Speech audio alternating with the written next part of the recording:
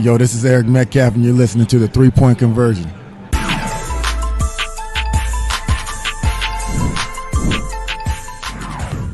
We have a special guest. This young lady, she was, I remember I had her on my show when I first started my podcast. And this is after I graduated to the living room from the kitchen.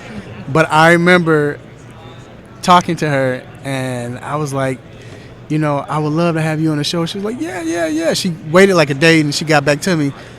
And I was like, well, this show is that. And I was trying to like say, I mean, it might not be as big. She was like, have you Googled yourself? The analytics say you 200, whatever she said, 1,000. And I couldn't believe it.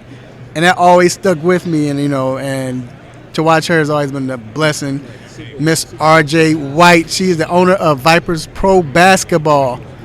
How are you doing? I'm doing great. How are you? I'm well. She's like everywhere, man. She's on every show. Just Google her. I promise you she'll come up on everywhere. That's what she does. So we always know, well, at least I know, let them know that you always have a lot going on. Always. What is next? Because you always pushing the needle, always making history. What's going on? So right now, I am still owner of Vipers Pro Men's Basketball, which is semi-pro. What's new? Buying into Europe. Within hopefully a year, I will be the first African-American female in history to own a division team in Europe. So, and we all know my goal. My goal right now is G League ownership. So I'm just trying to prove myself right now until I get the call or I get the knock at the door, which I think I'm pretty close. So when you get that call for G League, what? Because I remember honestly, and hey, we family, we've been talking about this. Days? Yeah, the Vipers, and I remember she told me this when I first met her. Like we've had countless conversations, and she was like, "I'm going to be the first," and I believe it. I even tried to help and whatever. Yeah. But what do you think this would do, not only for just women, but African American women and the young little girls as well? I think it's monumental. Just the fact that I'm having those conversations right now, like to the fact that I'm in the room, I think that says volumes within itself that, you know, we could just start having those conversations. You know, like I think hopefully very soon it'll stop becoming the first black of this or that, and I think it'll also stop becoming, you know, first woman of this or that. I think it'll become one of those things you're qualified, and I think that's what it's coming into right now. Yeah. And hopefully it comes to that. So let's talk about this Vipers Pro Basketball team. My headache. Already talking like an owner. Well, she is an owner, but see what I'm saying? So how is it owning this basketball team? Because you're into a lot of things. Like, you have to put your hands on a lot of things, you know, with this. I love it. Like it's been a spiral for me to start off other businesses, right? And I think it's just a good experience because where I'm trying to go, I think that if I did not have the Vipers organization, it would be really hard for me to just kind of get there. I know obviously you can, you know, get into an Ivy League school, which I've been into too. I'm Harvard and UC now, right? Getting my cert. You know, it's not about what you know, it's about who you know. And I think me having this team does help me, you know, rub elbows with the right individuals and learn for the position that I'm going into. Like I always say, you know, being a student of the game. So the Vipers is existent. It's growing. I think when you first met us, we were talking about analytics. We're now at 3.1 million in analytics. We're in 12 different countries. And, you know, the goal now is to, you know, expand out even greater. Like I said, going overseas and just being able to give 150% when I get to where I'm trying to go. And you talk about the Vipers Pro Basketball League. You talk about wanting to own a G League team. Yes. What got you into basketball? Talk about that. I've been wanting a team since I was 6 years old. Isn't that crazy? Because like most people playing with baby dolls, they like, you know, Barbie, and I'm in there like, no. What the Lakers need to do is they need to have more B-roll. Like they're not doing a good job at it right now. So that's kind of where I was at. You know, at 6 years old. I had an interview not too long ago, and I brought up fat lever, and everybody was like, "What you know about like fat lever?" That just kind of shows you like how far back it goes for me as far as like understanding like the game. So, yeah, I've been wanting a team since I was 6, and I've been analyzing since then. Did you play ball? No, I did not, and I get that so often because I am 6'1.5", 6'4" with heels. But no, I didn't play. My dad was very, very adamant on me making sure I understand the admin side of basketball, because I can see myself right now being fouled out like almost instantly. So I think you picked the right direction, and my mom helped too. So let's talk about the NBA, because you follow the NBA, right? Of course. So let's talk about this big trade with Harden and Ben Simmons. Now, it just came out. I don't know if anyone's seen it. It came out that Harden, or I saw it because I've been busy with this, that Harden, him and Kyrie would go at it, and then I think Kyrie would be killing him every day in practice, and then he caught him washed. And Harden got in his feelings. So with this trade now, Harden's gone. Well, who do you think won? Because everybody keeps talking about that. But how do you think it will work out with both teams? I think it's gonna work out.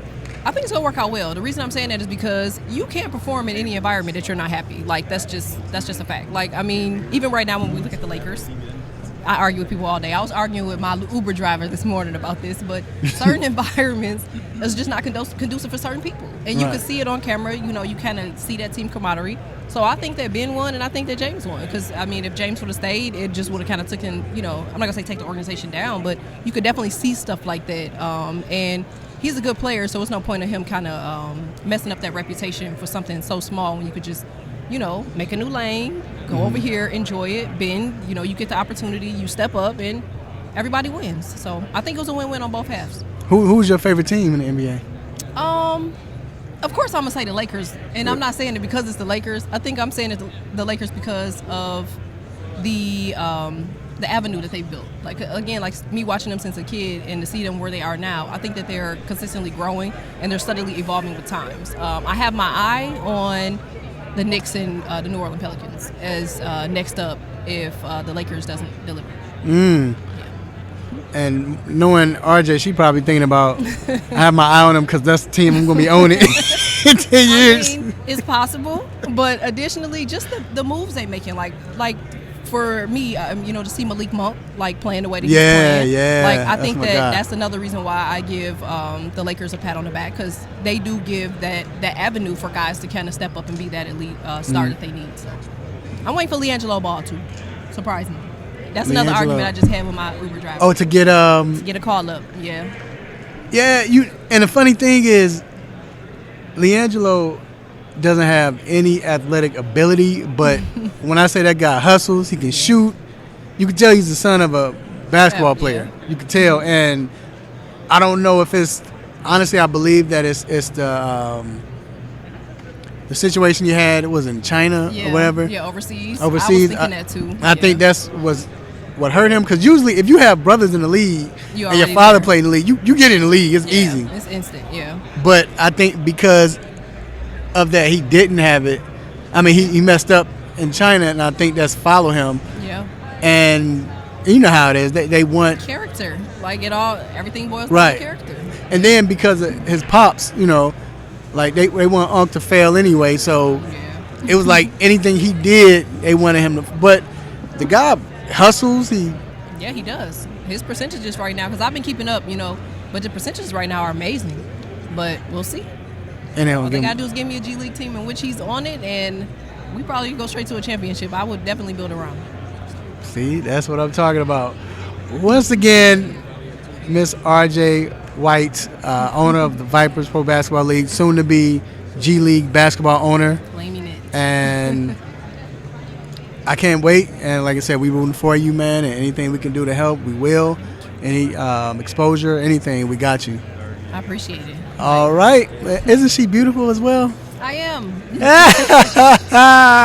I forgot to mention my digital planner. Go ahead. Too. Oh, yeah. Go ahead. Sorry. Talk about that. No, talk about that. So I know a lot of people always ask me, they're like, okay, how are you able to kind of manage your life, right? Obviously, I got so many irons in the fire. But a good part about, technology, being in 2022, right, is doing things digitally. And I have launched my digital notebook, right, which I got to send you a sample of. I think you'll like it.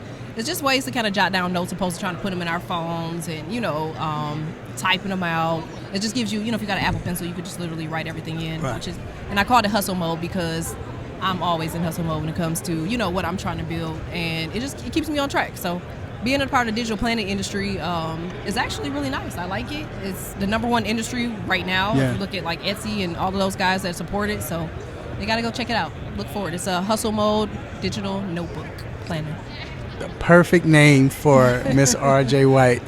All right, y'all, we're gonna let her go, but y'all follow her and make sure y'all stay tuned. All right, we out.